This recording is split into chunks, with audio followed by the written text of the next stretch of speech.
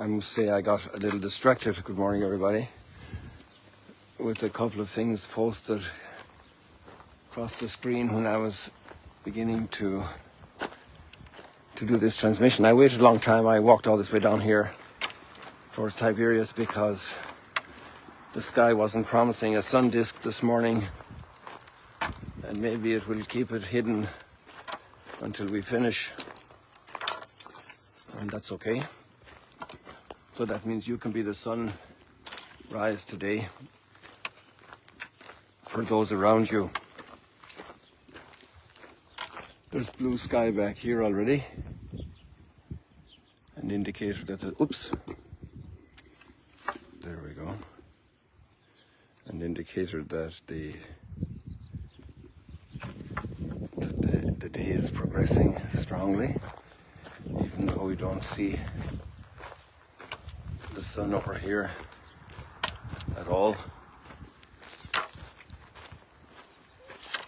It's a little different take than we've had the last few weeks here on the Sea of Galilee.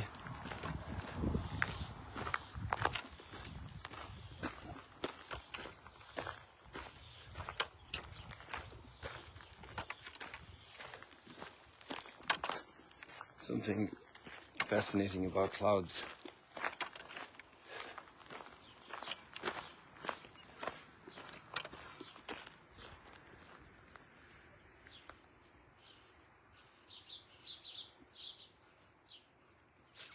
Those are two of our Egyptian geese there.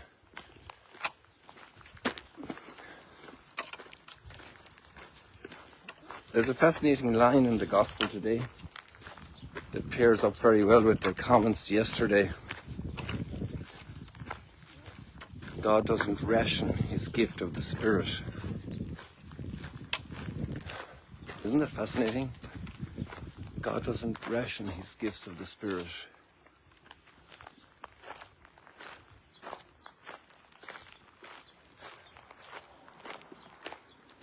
There's something marvelous about that line.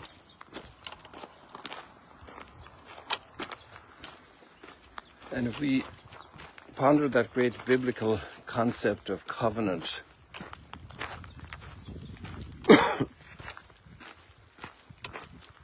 we can also find a key to receiving that generous portion of the Spirit.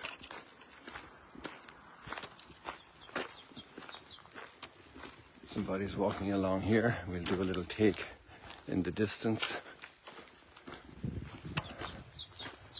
Bokatov. Nuskurala.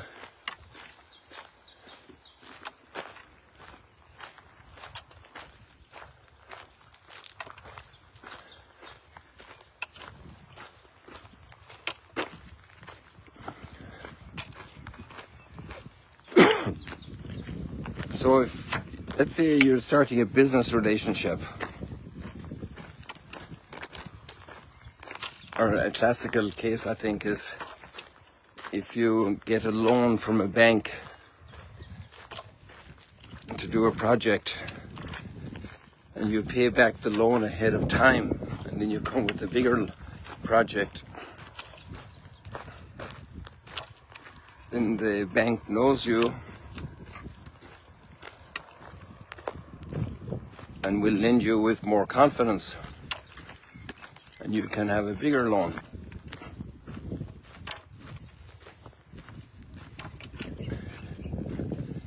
And you grow in that relationship stronger.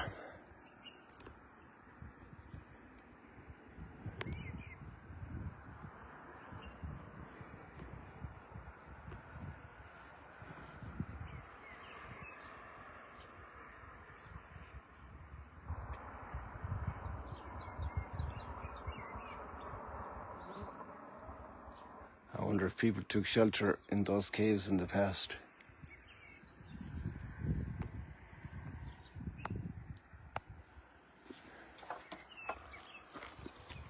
And then you have a bigger project still, and because you have been a faithful client, an accomplished client, somebody who has fulfilled all the conditions given, then you are a trusted client. There's experience made. And God is the God of relationships, so much so that without Him we couldn't exist.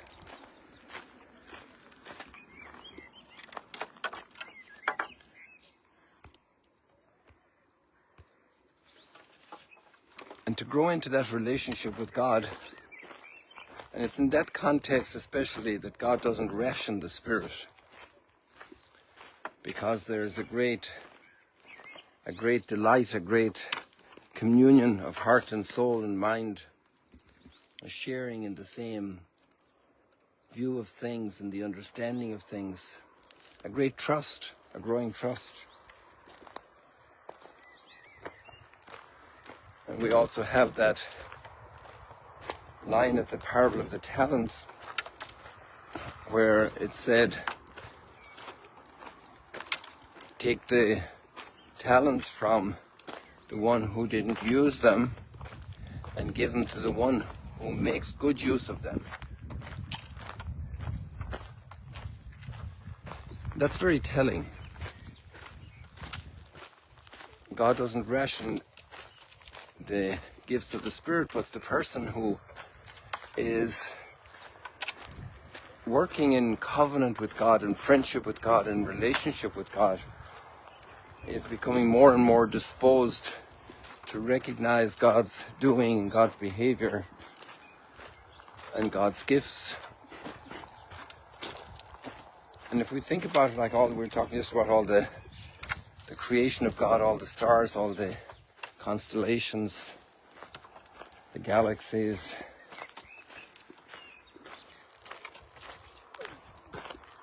all the trillions of stars.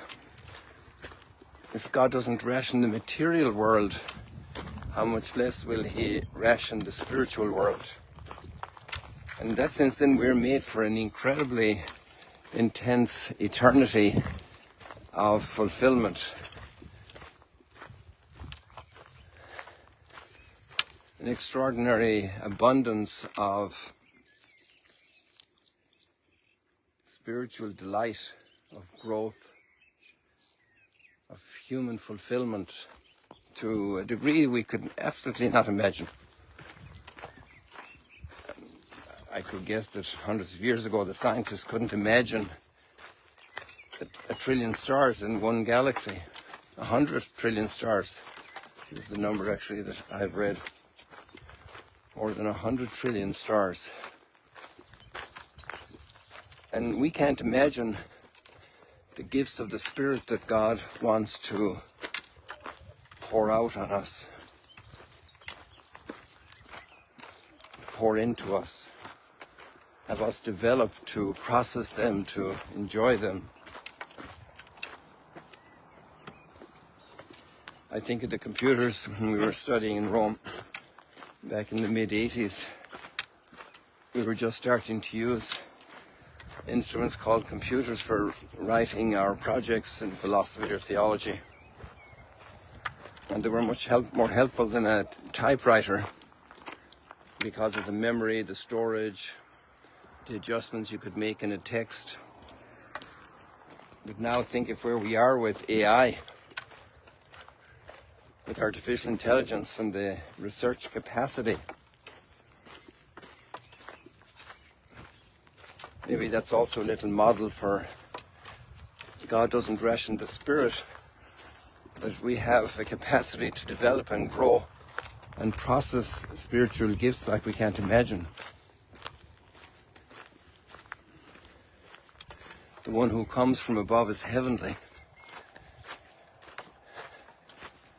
And that's our home, that's our habitat, that's where we belong. That's our identity, made in the image and likeness of the Almighty.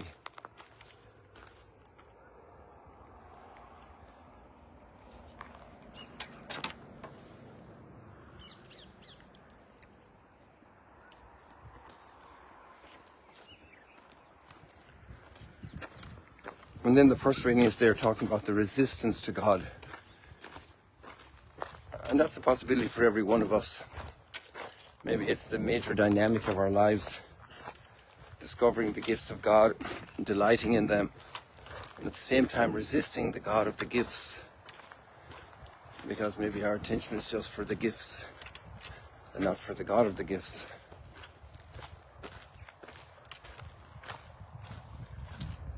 Let's leave it like that today, people. God bless you. Great that you joined this morning, even though we didn't see the sun disk. But we saw evidence that the sun is up, out and about, behind the clouds.